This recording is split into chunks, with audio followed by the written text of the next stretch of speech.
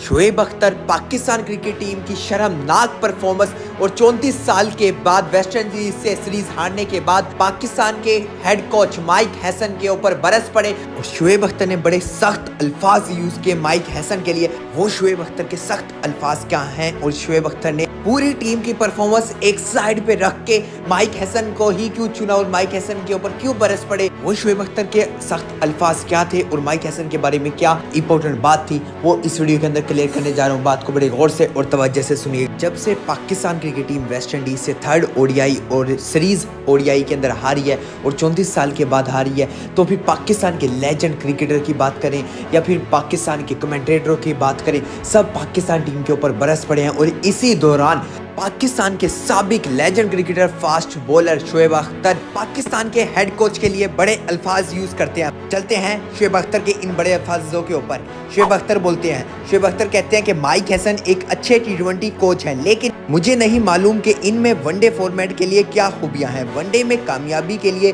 Batting, bowling और spin समेत तमाम शोबों में एक्सपीरियंस खिलाड़ियों को खिलाना होगा। इसके साथ साथ शोएब अख्तर कहते हैं कि अगर आप मायारी ऑलराउंडर और परफॉर्मर शामिल नहीं करेंगे तो 50 ओवर मुकम्मल नहीं हो पाएंगे, क्योंकि इस फॉर्मेट के अंदर गुजारा नहीं चलता। और उनके आखिरी अल्फाज ये देख लें, उन्होंने कहा कि ये नतीजा गलत फैसलों का है, खिलाड़ियों का कसूर नहीं। ये थी शोएब अख्तर की स्टेटमेंट माइक हैसन के लिए, जो कि वर्ड टू वर्ड मैंने आपको शोएब अख्तर की इस स्टेटमेंट के अंदर बताया।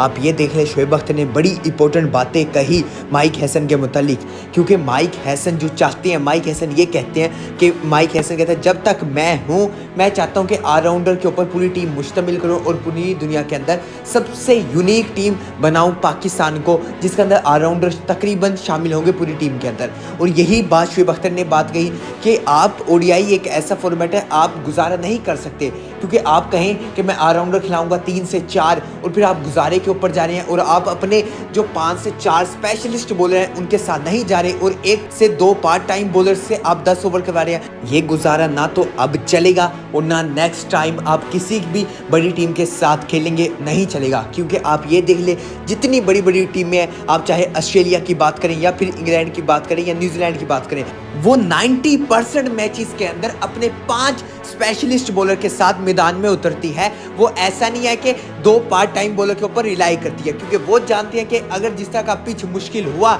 और जिस तरह की कंडीशन वेस्ट इंडीज के अंदर मुश्किल थी, उस लिहाज से तो बिल्कुल भी नहीं एक्सेप्टेबल है कि आप पार्ट टाइम बॉलर से करवाओ। क्योंकि आप ये देख लें कि सेकंड ओडीआई की बात करें पाकिस्तान वर्सेस वेस्ट इंडीज की, पाकिस्तानी पार्ट टाइम बॉलर ने करवाए 7 ओवर, कितने स्कोर लगे? 66 स्कोर लगे। वही मैच हारने की सबब बना, क्योंकि हमने टारगेट दिया था सिर्फ 171 का, जो डीएसएलआर के मुताबिक आप देख लें 181 का हो गया। फिर थर्ड ओडीआई के अंदर देख लें आप, साइम अयूब की बॉलिंग उठा के देख लें, हुसैन दौलत की बॉलिंग उठा के देख लें, वही ज़्यादा एक्सपेंसिव रही। तो ये चीज़ें, ये गलतियाँ, छोटी मिस्टेक्स या फिर अपने इरादे, अपनी सोच ज़बरदस्ती डालना, ये चीज़ें नहीं चलेंगी। क्योंकि माइक हैसन चाहते हैं, माइक हैसन की मर्जी है, माइक हैसन चाह रहे हैं कि वो किसी ना किसी तरह ऑलराउंडर से करवाएं, ताकि ना जो टीम की बैटिंग लाइनअप है वो ज़्यादा डीप जाए। अब उस टीम बैटिंग लाइनअप का डीप जाने का क्या फ़ायदा जब हमारी टीम थर्ड ओडीआई के अंदर 92 के ऊपर ऑल आउट हो गई? तो उसका क्या फ़ायदा इतनी बैटिंग डीप लेके जाने का? फ़ायदा तो ये होता आप 5 स्पेशलिस्ट बॉलर करवाते, ताकि दरमियान मिडिल ऑर्डर के अंदर आता आपका जो स्पेशलिस्ट बॉलर वो विकेट लेके देता और आपको चेज मिलता 220 का, 230 का। क्योंकि आप ये देख रहे 40 ओवर के अंदर West Indies cricket team 184 run बना पाई थी। 184 रन का मतलब है कि अगले 10 ओवर अगर आप अच्छे करवाते तो 40 रन लग जाते, 40 रन ऐड कर लें आप 224 लग जाता, नहीं तो एक्सेप्ट कर लें 230 लग जाता।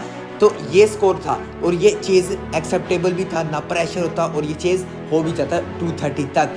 जब चला गया स्कोर 300 के करीब, जब 290 प्लस चला गया, तो फिर आप इमेजिन कर लें जो भी टीम होगी, चाहे दुनिया की जितनी मर्जी बड़ी टीम हो, अगर स्टार्ट के अंदर किसी भी टीम को विकेट मिल गई अगेंस्ट जो आपकी खेल रही है, उसे विकेट मिल गई, तो फिर वो आपको नहीं छोड़ेगी, वो मैच के एंड तक सारी विकेटें गिराती जाएगी उसी फॉर्म के अंदर। क्योंकि उस टाइम बॉलर को बड़ा कॉन्फिडेंस आ जाता है, एक स्ट्रेंथ आ जाती है कि हमें स्टार्ट के अंदर विकेटें मिल गई और वो उसी मोमेंटम के साथ चले जाते हैं। तो ये चीज़ें देखना पड़ेगी पाकिस्तान क्रिकेट टीम को कि अब वक्त आ चुका है एशिया कप का। आप टी20 के अंदर फिर भी गुजारा कर सकते हैं कि 20 ओवर गुजारें, कि अगर 20 ओवर के अंदर हमारे पार्ट टाइम बॉलर दरमियान के अंदर ओवर करवा लेंगे, 2-2 ओवर करवा लेंगे, सिर्फ 4 ओवर, क्योंकि ओडीआई के अंदर आपको 10 ओवर करवानी पड़ेगी। 10 ओवर बहुत ज्यादा हैं। 10 ओवर का मतलब है T20 की आधी गेम एक इनिंग की। तो फिर इससे मतलब ही समझ ले कि कितने ज़रूरी थे ये 10 ओवर, जो कि हम गलतियां करते आ रहे हैं। माइक हैसन ये नहीं चाह रहे कि टीम की परफॉर्मेंस बेहतर हो। माइक हैसन अपने इरादे दरमियान के अंदर अड़ा रहे हैं और इस बात पर नहीं मान रहे।